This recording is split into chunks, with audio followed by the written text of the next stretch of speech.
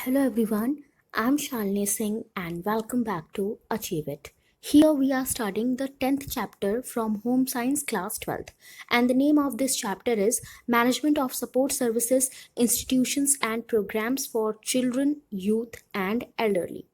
And this video is going to be part 4 of this chapter. So अगर आपने part 1, 2, 3 नहीं देखा है तो देख लीजिए, लिंक मैंने डिस्क्रिप्शन में दिया है। इस चैप्टर में अभी तक हमने क्या क्या पढ़ा।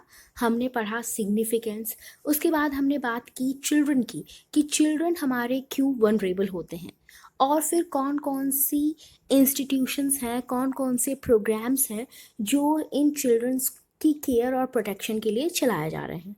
उसके बाद बात की थी हमने यूथ की कि यूथ हमारे क्यों वनरेबल हैं, और आज हम बात करेंगे कि कौन कौन से प्रोग्राम्स हैं इंडिया में जो इन वनरेबल यूथ के लिए चलाए जा रहे हैं। तो स्टार्ट करते हैं। सबसे पहले यहाँ पे हेडिंग दी गई है youth programmes in India. The ministry of youth affairs and sports adopted the national youth policy in 2003। 2003 में हमारी जो ministry of youth affairs and sports हैं, इसने क्या किया था, इसने नेशनल यूथ पॉलिसी को अडॉप्ट किया था। अब इसमें जो स्कीम हैं, कौन कौन सी स्कीम है वो उनके बारे में बात किया गया है। सबसे पहले है द नेशनल सर्विस स्कीम यानी कि NSS।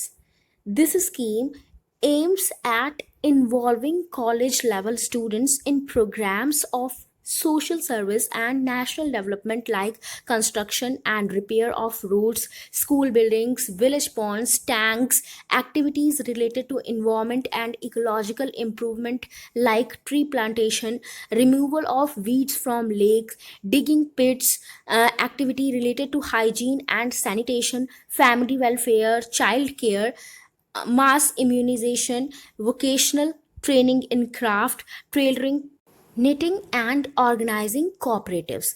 ये जो हमारी स्कीम है, इसका मेन एम ये है कि ये जो हमारे कॉलेज स्टूडेंट्स होते हैं, मतलब जो कॉलेज लेवल के स्टूडेंट्स होते हैं, उनको सोशल सर्विस और नेशनल डेवलपमेंट के प्रोग्राम में इन्वॉल्व कराया जाता है। ठीक है, उनसे सोशल सर्विस कराई जाती है या नेशनल डेवलपमेंट के लिए जो भी प्रोग्राम्स चलाए जा रहे हैं उनमें उनकी हेल्प ली जाती है। जैसे कंस्ट्रक्शन का काम हो गया, रिपेयरिंग, रोड रिपेयरिंग का काम हो गया, स्कूल बिल्डिंग को रिपेयर करने का काम हो गया, विलेज पॉन्ड बनाने का काम हो गया, टैंक्स बनाने का काम हो गया, और फिर जो इन्वायरमेंट से रिलेटेड एक्टिविटीज़ होती हैं या इकोलॉजिकल इम्प्रूवमेंट से रिलेटेड एक्टिविटी होती हैं, जैसे tree plantation, removal of weeds from lake, मतलब कि जो तालाब में से घास फूस हैं उनको हटाना, गड्ढे खोदना, ऐसी एक्टिविटीज़। और फिर कुछ ऐसी एक्टिविटी होती हैं जो कि साफ़ सफाई से रिलेटेड होती हैं। और फिर family welfare, child care, mass immunisation, vocational training in craft, tailoring, knitting, इन सब में हेल्प ली जाती है।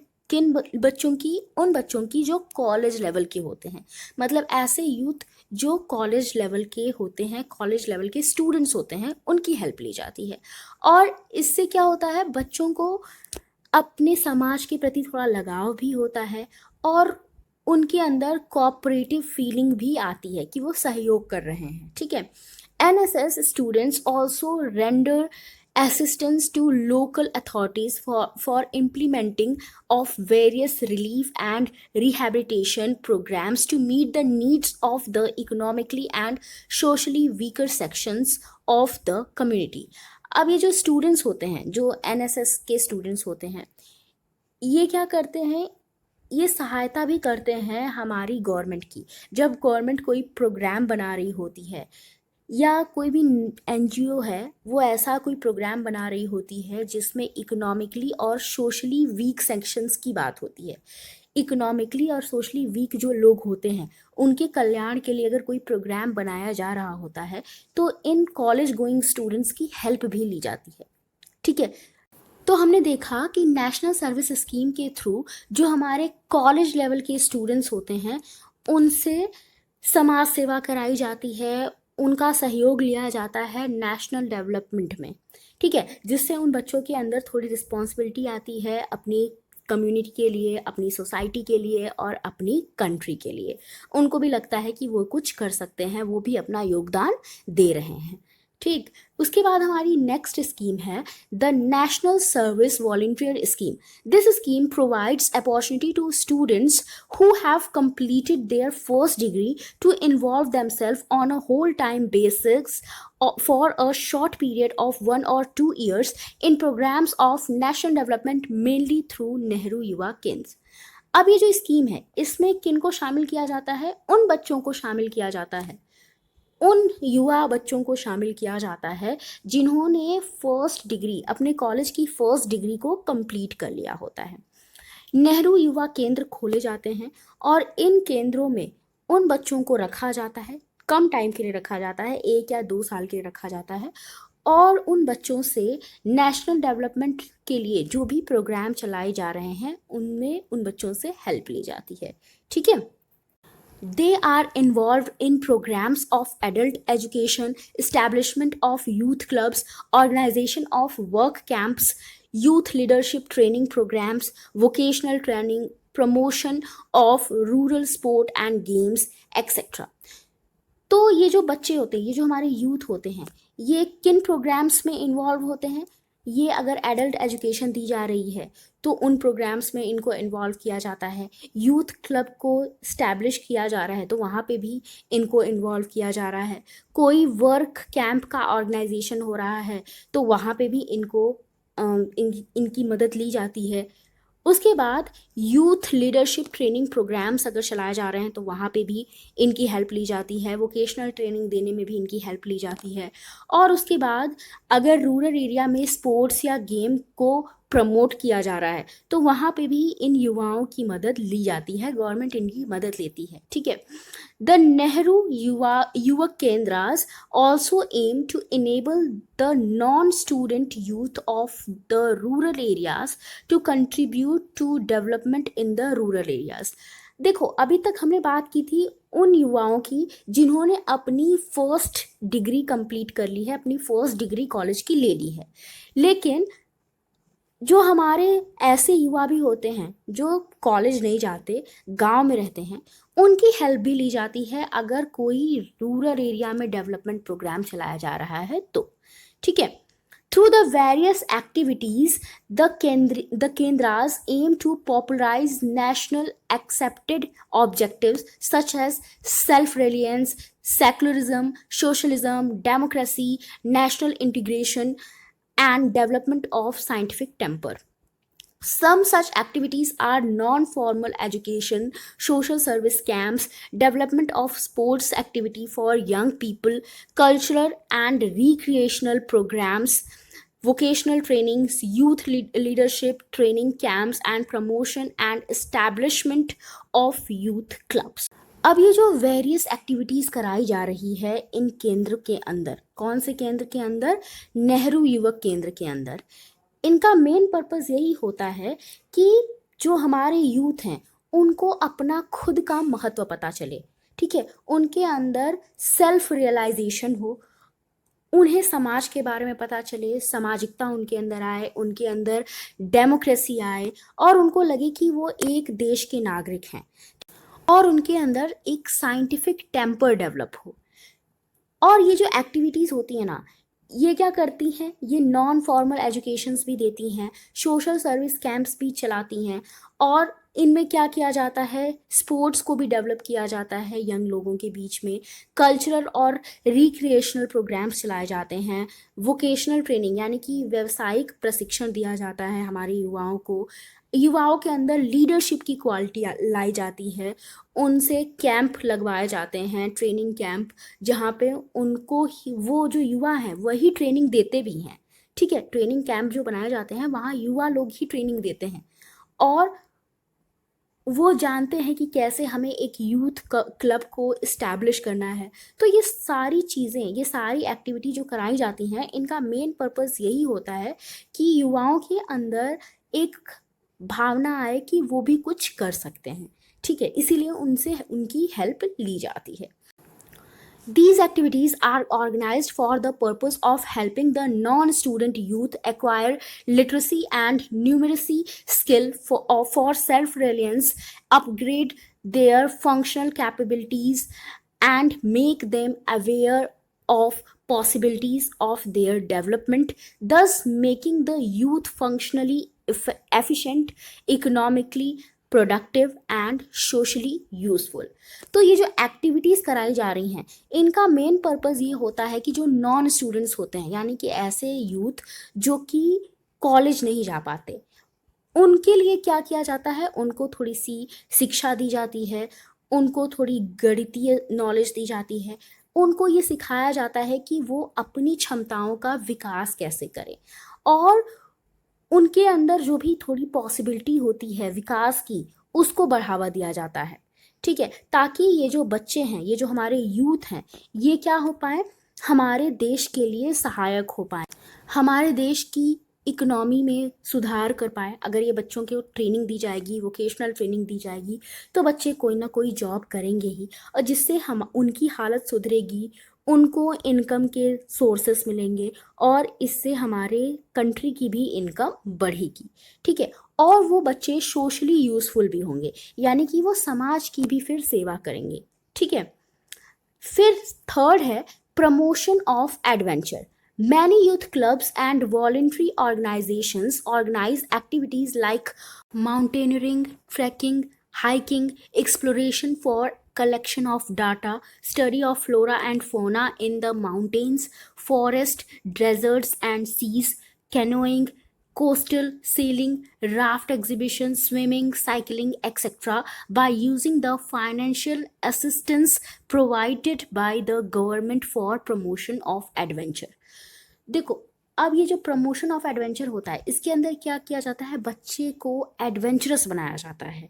ठीक है, जो हमारे यूथ होते हैं उनसे एडवेंचरस एक्टिविटी करवाई जाती है, जैसे उनसे पहाड़ों पर चढ़वाया जाता है, जो बच्चे इसमें इंटरेस्टेड होते हैं, पहाड़ चढ़ने पे, ट्रैकिंग करने पे, हाइकिंग करने में, और जो स्टडी करना चाहते हैं फ्लोरा और फौना की पहाड़ों पे, यानी कि पहाड़ पे जो भी पेड़ पौधे जीव जंतु होते हैं उनके बारे में स्टडी करना, डाटा कलेक्ट करना, डेजर्ट के बारे में, सी के बारे में स्टडी करना।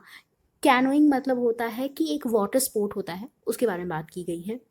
कोस्टल सेलिंग की बात की गई है। राफ्ट एग्जीबिशन मतलब जो भी ऐसी एक्टिविटीज़ जिसमें एडवेंचर हो, तो उन एक्टिविटीज़ को करवाया जाता है गवर्नमेंट द्वारा, और गवर्नमेंट इन एक्टिविटीज़ के लिए पैसा भी लगाती है ताकि इन एक्टिविटीज़ को प्रमोट किया जा सके। ठीक है, these activities are aimed to encouraging the spirit of adventure, risk taking, cooperative teamwork, capacity of read and vital response to changing situation and endurance among the youth। अब ये जो एक्टिविटीज़ हैं, इनका मकसद क्या होता है, इनका मकसद होता है कि युवा लोगों के अंदर एक एडवेंचरस स्पिरिट को जगाया जाए, उनको एडवेंचरस बनाया जाए, रिस्क टेकिंग बनाया जाए, और उनके अंदर एक ऐसी भावना डेवलप की जाए जिससे वो क्या करें, टीम वर्क कर पाएँ। ठीक है, लोगों के साथ मिलके, अपने एज ग्रुप के लोगों के साथ मिलके वो काम कर पाए, और फिर उनके अंदर ये कैपेसिटी आ पाए कि वो किसी भी सिचुएशन के हिसाब से अपने आप को ढाल लें। ठीक है, जो भी अगर कभी भी उनके ऊपर चैलेंजिंग कोई सिचुएशन आए, तो उस सिचुएशन को वो आसानी से डील कर लें। ठीक है, government also provides assistance for establishment and development of institutions to facilitate such activities.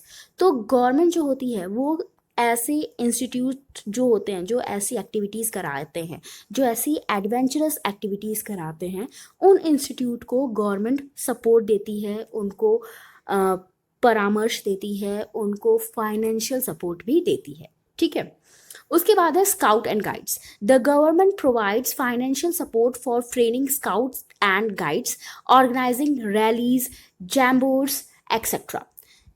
Scout guide तो सबको पता होगा, क्योंकि ये सबके स्कूल में होता ही है। तो इसमें भी गवर्नमेंट क्या करती है, फाइनेंशियल सपोर्ट प्रदान करती है, जिससे स्काउट और गाइड्स को ट्रेनिंग दी जा सके, रैली ऑर्गेनाइज कराई जा सके, और जो भी एक्टिविटीज़ होती हैं वो सब कराई जा सके। कैंप लगते हैं, आपने देखा होगा, रैलीज निकलती हैं। This aim at developing the character of boys and girls to make them good citizens by inculcating in them a spirit of loyalty, patriotism and thoughtfulness for others। अब ये जो स्काउट गाइड होता है, इसका M क्या होता है कि जो ये हमारे लड़के और लड़कियां हैं, इनको अच्छा सिटीजन बनाया जा सके, इनके अंदर देशभक्ति लाई जा सके, लॉयल्टी की भावना लाई जा सके, और दूसरों के बारे में भी ये लोग सोच सकें। ठीक है, दूसरों की हेल्प करने के बारे में सोचे, दूसरों के सुख दुख के बारे में सोचे। It also promotes balanced physical and mental development and inculcate a desire for social service. इसके अलावा ये जो हमारा स्काउट गाइड है, ये क्या करता है, प्रमोट करता है फिजिकल और मेंटल डेवलपमेंट को। ये मेंटल डेवलपमेंट और फिजिकल डेवलपमेंट के बीच में बैलेंस बनाए रखता है, और जो हमारे लड़के लड़कियां हैं उनके अंदर एक इच्छा लाता है कि वो लोग क्या करें, सोशल सर्विस करें। ठीक है, उसके बाद है Commonwealth Youth Program. India is participating in the Commonwealth Youth Program, which is aimed at making the youth participate in development processes of their respective countries and to provide a forum for increasing cooperation and understanding among the Commonwealth countries. ये जो Commonwealth youth programme है, इसमें India भी participate कर रहा है, और इसका मेन एम क्या है कि ये जो हमारे युवा लोग हैं, ये क्या करें, देश के डेवलपमेंट में सहायता दें। ठीक है, जो भी डेवलपमेंट का प्रोसेस है उसमें ये लोग सहायता दें, अपनी अपनी कंट्री को सपोर्ट करें। ठीक है, और एक अंडरस्टैंडिंग आए, जो भी कंट्रीज़ हैं, सब कंट्रीज़ के बीच में, जो भी कॉमनवेल्थ कंट्रीज़ हैं सबके बीच में क्या है, एक अंडरस्टैंडिंग आए, सब कंट्री में भी आपस में भी कोऑपरेशन आए। तो ये युवा लोग अपनी कंट्री को रिप्रेजेंट करते हैं, हर कंट्री के युवा अपनी कंट्री को रिप्रेजेंट करते हैं और एक साथ मिलके कोऑपरेशन के साथ काम करते हैं। ठीक है, under this programme 3 regional centers for advanced studies in youth work has been set up in India, Zambia and Guyana. अब देखो, इस प्रोग्राम के अंदर 3 रीजनल सेंटर्स बनाए गए हैं, जिसमें ये जो युवा काम कर रहे हैं उनको देखा जा सके। तो ये सेंटर्स कहाँ कहाँ पे है, एक इंडिया में है, एक जाम्बिया में है और एक गुयाना में है। ठीक है, the Asia Pacific regional centre has been set up at Chandigarh, India. तो जो ये हमारा कॉमनवेल्थ यूथ प्रोग्राम है, इसका जो एशिया पैसिफिक रीजनल सेंटर है वो कहाँ पे है, चंडीगढ़ में। और चंडीगढ़ आपको पता है पंजाब, इंडिया में है। ठीक है, नेक्स्ट है प्रमोशन ऑफ नेशनल इंटीग्रेशन, यानी कि राष्ट्रीय एकता को प्रोत्साहन। Financial assistance is given by the government to many voluntary agencies to organise visits of youth living in one state to another state with marked cultural differences in order to promote greater understanding of the historical and cultural heritage of the country, of the problems being faced by the people of different regions and environment, social customs, etc. in other parts of the country. तो ये जो कुछ स्वयंसेवी संस्थाएं हैं, यानी कि कुछ वॉलेंट्री एजेंसीज हैं, ये क्या करती हैं, ये मदद करती हैं युवाओं की कहाँ जाने में, दूसरे कंट्री में या दूसरे स्टेट में जाने में। ऐसे युवा जो एक स्टेट में रह रहे हैं उनको दूसरे स्टेट में भेजा जाता है इन वॉलेंट्री एजेंसीज द्वारा, यानी कि इन स्वयंसेवी संस्थाओं द्वारा। और इन स्वयंसेवी संस्थाओं की हेल्प कौन करता है, गवर्नमेंट करती है। गवर्नमेंट फाइनेंशियल असिस्टेंस देती है, यानी कि पैसा देती है इन संस्थाओं को, ताकि ये संस्थाएं क्या करें, युवाओं को अपने स्टेट से दूसरे स्टेट में भेज पाएं। क्यों दूसरे स्टेट में भेजा जाता है, ताकि ये जो युवा हैं वो दूसरे स्टेट के कल्चर को समझें और वहाँ पे जाके वो सीखें कि उस दूसरे स्टेट का हिस्टोरिकल बैकग्राउंड क्या था, उसका कल्चर हेरिटेज कैसा था, और उस दूसरे स्टेट में कैसे लोग रह रहे हैं, क्या क्या प्रॉब्लम्स फेस कर रहे हैं, कैसा वहाँ का इन्वायरमेंट है, वहाँ की परंपराएं कैसी हैं, वहाँ के सोशल कस्टम्स कैसे हैं। ठीक है, ताकि युवाओं को अपनी कंट्री में जितने भी स्टेट्स हैं सबके बारे में पता हो पाए। ठीक है, डिफरेंट स्टेट्स की परंपराओं के बारे में पता हो पाए, वहाँ पे जो लोग प्रॉब्लम जो जैसी जैसी फेस कर रहे हैं उन प्रॉब्लम्स के बारे में पता हो पाए, इन्वायरमेंट कैसा है हर जगह का वो भी पता हो पाए, हर जगह की हिस्टोरिकल और कल्चरल हेरिटेज के बारे में भी पता हो पाए। ठीक है, Camps, seminars, etc. are also organized with the objective of promoting national integration. अब ये जो राष्ट्रीय एकता है इसको प्रमोट करने के लिए कैंप भी लगाए जाते हैं, सेमिनार्स भी चलाए जाते हैं। ठीक है, तो ये तो बात हुई युवाओं की। अब बात करते हैं हमारे ओल्ड एज वाले लोगों की। तो नेक्स्ट हेडिंग है हमारी, why are the elderly vulnerable. In a number of countries, a senior citizen is a person in the age group 65 years and above.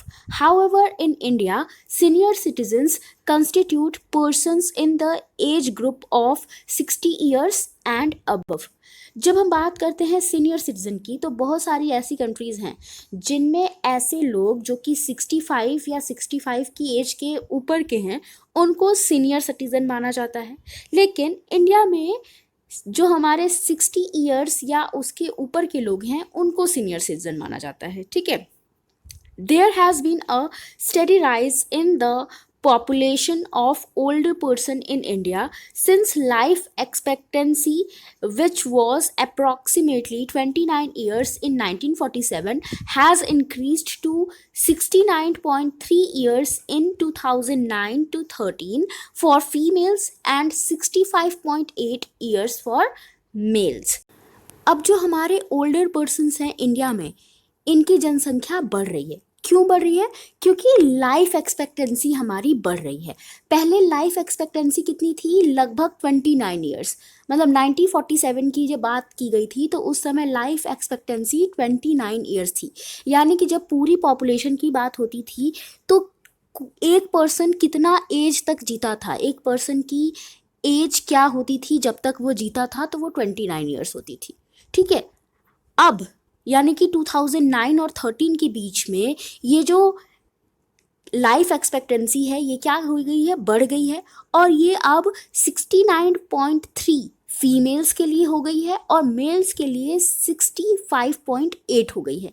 यानी कि अब एक फीमेल की जो एवरेज लाइफ एक्सपेक्टेंसी है वो कितनी है? 69.3, और मेल की कितनी है? 65.8। तो आप देख सकते हो कि 1947 की अपेक्षा 2009 और 13 के बीच में लाइफ एक्सपेक्टेंसी कितनी ज़्यादा बढ़ी है। रीज़न बहुत सारे हो सकते हैं, और इसी वजह से इंडिया जो है सेकेंड लार्जेस्ट पॉपुलेशन वाली कंट्री बन गई है ना। India is the home of the second largest number of senior citizens in the world after China। मतलब अगर senior citizens के मामले में बात की जाए तो सेकेंड लार्जेस्ट कंट्री है इंडिया चाइना के बाद। मतलब चाइना फर्स्ट नंबर पे है, उसके बाद हम लोग हैं यानी इंडिया है। The number of elderly will account for nearly 9% of the population in 2016। मतलब अगर 2016 की हम बात करें तो हमें यह पता चलता है कि जो हमारी टोटल पॉपुलेशन थी उसका 9% कौन थे? बूढ़े लोग थे। ठीक है, मतलब टोटल पॉपुलेशन का 9% बूढ़े लोग थे। The special features of the elderly population in India are। अब यहाँ पे जो हमारी एल्डरली पॉपुलेशन है, मतलब जो हमारे सीनियर सिटीजन्स हैं, उनके स्पेशल फीचर्स बताए जा रहे हैं। पहला है majority 80% of them are in rural areas, thus making service delivery a challenge. अब ये जो बूढ़े लोग हैं इनकी 80% जनसंख्या कहाँ रहती है? रूरल एरियाज़ में रहती है। यानी कि 80% जो हमारे बूढ़े लोग हैं वो रूरल एरियाज़ में रहते हैं, जिसकी वजह से इन तक कुछ ज़रूरी सेवाएं नहीं पहुंच पाती। फिर है feminisation of the elderly population. अब ये जो बूढ़े लोग हैं इनमें वृद्ध औरतों की संख्या क्या हो रही है? बढ़ रही है। अगर हम बूढ़े लोगों की बात करें तो बूढ़े आदमियों से ज़्यादा औरतों की संख्या होती जा रही है। ठीक है, थर्ड है increase in the number of the old persons above 80 years. अब जो ऐसे पर्सन जो कि बहुत ज़्यादा बूढ़े हैं, जो कि 80 ईयर्स से ज़्यादा के हैं, इनकी संख्या भी बढ़ रही है। A large percentage 30% of the senior citizen in below the poverty line। अब जो 30% है, जो भी मतलब हमारे बूढ़े लोग हैं, जितने भी बूढ़े लोग हैं, उसमें से 30% लोग पावर्टी लाइन के नीचे रहते हैं, मतलब बहुत ज़्यादा गरीबी में जी रहे हैं। ठीक है, तो ये तो बात हुई बूढ़े लोगों की कि हमारे कंट्री में बूढ़े लोग कहाँ कहाँ रहते हैं और उनकी संख्या कितनी है। ठीक है, the elderly are a vulnerable group due to various reasons. अब यहाँ पे बहुत सारे रीजंस बताए गए हैं जिसके कारण हम एल्डरली लोगों को वनरेबल ग्रुप में रखते हैं। Firstly, health is a major concern for many individual in this age. देखो, सबसे पहले अगर बात की जाए तो जो हमारी हेल्थ होती है वो इस एज में बहुत ज़्यादा चिंता का विषय होती है। जो बूढ़े लोग होते हैं उनके लिए हेल्थ बहुत ही ज़्यादा चिंता का विषय होती है। The elderly are more vulnerable to disease because of decreased physiological reserve and defence mechanism. अब ये जो हमारे एल्डरली हैं, ये डिजीज़ेस के प्रति भी बहुत ज़्यादा संवेदनशील हो सकते हैं। क्यों? क्योंकि इनकी इम्यूनिटी उतनी ज़्यादा स्ट्रांग नहीं होती, इसीलिए इनको बीमारियां आसानी से हो सकती हैं। Beside illness, the ageing process itself leads to certain disabilities such as low vision and blindness resulting from cataracts, deafness resulting from nerve impairment, loss of mobility from arthritis, and a general inability to care for oneself। अब बीमारियों के अलावा ये जो elderly हैं इनके अंदर ageing process हो रहा होता है, मतलब ये इनकी एज धीरे धीरे बढ़ रही होती है जिसकी वजह से इनके अंदर तरह तरह की डिसेबिलिटीज़ आ रही होती हैं। इनकी देखने की शक्ति कम हो जाती है, मतलब इनको उतना अच्छा दिखाई नहीं देता। मोतियाबिंद के कारण मोतियाबिंद हो सकता है इनको। इनको सुनने में प्रॉब्लम हो सकती है, चलने फिरने में प्रॉब्लम हो सकती है। आर्थराइटिस के कारण, आर्थराइटिस यानी कि गठिया, उसके कारण क्या होता है, चलने फिरने में प्रॉब्लम होती है। इसके अलावा ये अपनी खुद की केयर भी नहीं कर पाते क्योंकि इतने ज़्यादा बूढ़े हो जाते हैं कि अपने जो इनका डेली रूटीन है उसको भी ये अच्छे से नहीं कर पाते हैं। Secondly, in the family life cycle for many, this may be a period when they find themselves alone because the children are likely to have moved away from the family either because of marriage or to earn a living। अब जो पहला reason तो इनकी health हो गई, दूसरा reason इनकी family life cycle हो सकती है क्योंकि ये जो ओल्ड एज होता है ना, ये एक ऐसा पीरियड होता है जिसमें ये बूढ़े लोग अपने आप को अकेला पाते हैं। क्यों? क्योंकि जो इनके बच्चे होते हैं वो इनसे दूर चले गए होते हैं। दूर जाने की ये भी वजह हो सकती है कि वो या तो उन्होंने शादी कर ली हो या उन्होंने उन वो अपनी आजीविका को कमाने के लिए चले गए हों, वो कहीं दूसरी जगह नौकरी करते हों, इसीलिए वो हो सकता है इनसे दूर चले गए हों। मैनी में experience feeling of loneliness, isolation and a sense of being a burden on others. बहुत सारे ऐसे बूढ़े होते हैं, बूढ़े लोग होते हैं जिनको अकेलापन लग सकता है, उनको लग सकता है कि वो दूसरों के ऊपर सिर्फ एक बोझ हैं। Many individuals find themselves financially dependent on the younger generation, which may add to their feeling of stress। अब कुछ जो ओल्ड एज वाले लोग हैं वो अपने आप को फाइनेंशियली डिपेंडेंट मान सकते हैं कि वो उनके पास तो अब पैसे वैसे हैं नहीं, तो वो अपने बच्चों पे डिपेंड हैं या तो किसी दूसरे पे जो उनसे जवान है उसके ऊपर वो डिपेंड है। तो इसके कारण उनके अंदर थोड़ी सी स्ट्रेस वाली फीलिंग आ जाती है क्योंकि उनको लगता है कि उनके पास खुद के पैसे नहीं हैं और वो अपनी ज़रूरतों के लिए दूसरे पे डिपेंड हैं। ठीक है, उसके बाद है further specially in metropolitan cities there is fragmentation of the traditional family network and the traditional value system is also undergoing change। जो हमारी मेट्रोपॉलिटन सिटीज़ हैं यानी कि जो हमारी बड़ी बड़ी सिटीज़ हैं वहाँ पे हमारी ट्रेडिशनल फैमिली नेटवर्क में एक बिखराव आ गया है।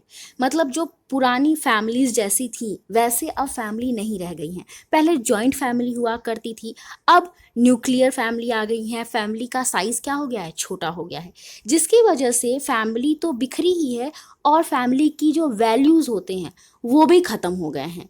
ठीक है। Certain features of city life, small family size, nuclear families, lack of free time to care for the aged, limited living space, high cost of living, long working hours lead to reduced support within the immediate and extended family. तो जो बहुत सारे शहरों का देखो एक feature होता है, एक विशेषता होती है कि यहाँ पे टाइम लोगों के पास कम होता है, छोटी छोटी फैमिलीज होती हैं और कम जगह होती है लोगों के पास रहने के लिए, और हाई कॉस्ट ऑफ लिविंग होती है, मतलब लोगों को रहने के लिए अच्छी कीमत चुकानी पड़ती है, ज़्यादा काम करना पड़ता है, जिसके कारण ये लोग अपनी फैमिली को सपोर्ट नहीं कर पाते, बड़ी फैमिली के साथ नहीं रह पाते। ठीक है, क्योंकि ना तो उनके पास इतना जगह होती है, ना ही उनके पास इतने पैसे होते हैं, ना ही उनके पास इतना टाइम होता है कि वो बूढ़े लोगों की केयर कर पाए। ठीक है। Sometimes concepts like privacy, space, independence, materialism, focus on self are also responsible for the inability to adequately care for the elderly. अब ये सारी चीज़ें तो हैं ही, मतलब ये जो अभी हमने ऊपर डिस्कस किया, ये सारी चीज़ें, ये सारी प्रॉब्लम्स तो हैं ही कि हमारे ओल्ड एज को उतनी केयर नहीं मिल पाती। इसके अलावा कई बार ऐसा भी देखा गया है कि जो हमारे यंगर एज के लोग होते हैं उनको प्राइवेसी चाहिए होती है, स्पेस चाहिए होता है, स्वतंत्रता चाहिए होती है, पैसे चाहिए होते हैं, और वो सिर्फ अपने आप पे फोकस करते हैं, जिसकी वजह से वो बूढ़े लोगों पे ध्यान नहीं देते, और इसके कारण भी बूढ़े लोग अकेले हो जाते हैं, उनका ध्यान रखने वाला कोई नहीं रह जाता। क्योंकि सब लोग अब क्या कर रहे हैं, जो भी अब नई जनरेशन आ रही है हमारी, वो खुद पे ज़्यादा फोकस कर रही है, वो अपनी प्राइवेसी को ज़्यादा प्रायोरिटी दे रही है, अपनी इंडिपेंडेंस को ज़्यादा प्रायोरिटी दे रही है। Thus, many elderly persons are left to fend for themselves at a time when family support is most necessary for them. इसी के कारण जो बहुत सारे बूढ़े लोग हैं वो अकेले रह जाते हैं। क्यों? क्योंकि उनके पास कोई भी फैमिली का सपोर्ट नहीं होता। उस टाइम वो अकेले हो जाते हैं जिस टाइम उनको सपोर्ट की सबसे ज़्यादा ज़रूरत होती है। Aging has become a major social challenge and it is necessary to provide for the economic and health needs of the elderly and to create a social milieu which is conducive and sensitive to emotional needs of the elderly. अब ये जो बढ़ती उम्र है ये एक बहुत बड़ा सोशल चैलेंज बन गया है, सामाजिक चैलेंज बन गया है, और ये ज़रूरी हो गया है कि इन लोगों की फाइनेंशियल और हेल्थ नीड्स को क्या किया जा सके, पूरा किया जा सके। इनके लिए एक अच्छा सामाजिक वातावरण बनाया जा सके जहाँ पे इनकी इमोशनल नीड्स को समझा जा सके और उसको पूरा किया जा सके। ठीक है, इनकी सोशल नीड्स के अनुसार इनको सुविधाएं प्रदान की जा सके। ठीक है। The above description should not make you think that there are only problems and difficulties in old age. अब ये जो ऊपर हमने बात की इसके कारण आपको सिर्फ ये नहीं समझना चाहिए कि ये जो बूढ़े लोग हैं इनको सिर्फ प्रॉब्लम्स ही होती हैं, डिफ़िकल्टीज ही होती हैं। बहुत सारे बूढ़े लोग हैं जो बहुत अच्छी लाइफ जी रहे हैं। Many old people continue to live fulfilling lifes. In many families, the elderly are well respected and continue to find fulfillment. बहुत सारी ऐसी फैमिलीज़ हैं जहाँ पे जो बूढ़े लोग हैं उनको अच्छे से रिस्पेक्ट दी जाती है, उनकी ज़रूरतों को पूरा किया जाता है। One positive feature concerning the elderly population is that most 60 or more years old are economically active, presumably because they are engaged in sector for which there is no specific age of retirement. और एक positive feature ये भी है कि कुछ जो हमारे बूढ़े लोग हैं जो 60 साल के हैं या उससे ज़्यादा के हैं वो अभी भी इकोनॉमिकली एक्टिव हैं। क्यों एक्टिव है? क्योंकि वो ऐसे सेक्टर्स में काम करते हैं जहाँ पे कोई एज नहीं होता रिटायरमेंट का। ठीक है, वो चाहे जब तक वहाँ पे काम कर सकते हैं। तो यहाँ पे क्या है, इन लोगों को फाइनेंशियल सेटिस्फैक्शन भी मिल रहा है। What is needed is to recognize the elderly as a human resource and their rich experience and residual capacities be put to optimum use for the benefit of national development. अब देखो, ज़रूरत ये है कि ये जो हमारे बूढ़े लोग हैं इनकी रिस्पेक्ट की जाए और इनको ऐसा ह्यूमन रिसोर्स समझा जाए जिनके पास बहुत ज़्यादा एक्सपीरियंस है, जिनकी कैपेसिटी मतलब सोचने समझने की कैपेसिटी क्या है, हम यंगर से ज़्यादा है। क्यों? क्योंकि इनके पास अच्छा खासा एक्सपीरियंस है और इसका लाभ उठाया जा सकता है। इससे नेशनल डेवलपमेंट में फ़ायदा हो सकता है। ठीक है, तो ये नहीं सोचना चाहिए कि जो बूढ़े लोग हैं अब वो किसी काम के नहीं रह गए तो उनको रिटायरमेंट दे दी जाए। नहीं, ये समझना चाहिए कि इनका एक्सपीरियंस ज़्यादा है जिसकी वजह से हमें फ़ायदा हो सकता है, कंपनी को फ़ायदा हो सकता है, देश को फ़ायदा हो सकता है। Their ability to lead healthy and fruitful lives should be ensured by the government। अब गवर्नमेंट को ये समझना चाहिए, गवर्नमेंट को ये इंश्योर करना चाहिए कि ये जो बूढ़े लोग हैं इनके अंदर भी एबिलिटी है कि ये हेल्दी और फ्रूटफुल लाइफ जी सकते हैं, यानी कि ये भी काम के हैं। ठीक है, the government adopted the national policy for older persons in 1999। Government ने ओल्डर पर्सनस के लिए एक नेशनल पॉलिसी लाई। कब लाई? 1999 में। ठीक है, अब है हमारी कुछ प्रोग्राम्स जो इन एल्डरली के लिए चलाए जा रहे हैं, some programmes for the elderly. तो इसको हम नेक्स्ट वीडियो में पढ़ेंगे। आई होप हमने जो भी आज पढ़ा आपको समझ में आया होगा। फिर भी अगर कोई भी डाउट हो आप मुझसे कमेंट सेक्शन के थ्रू पूछ सकते हैं। Thank you for watching.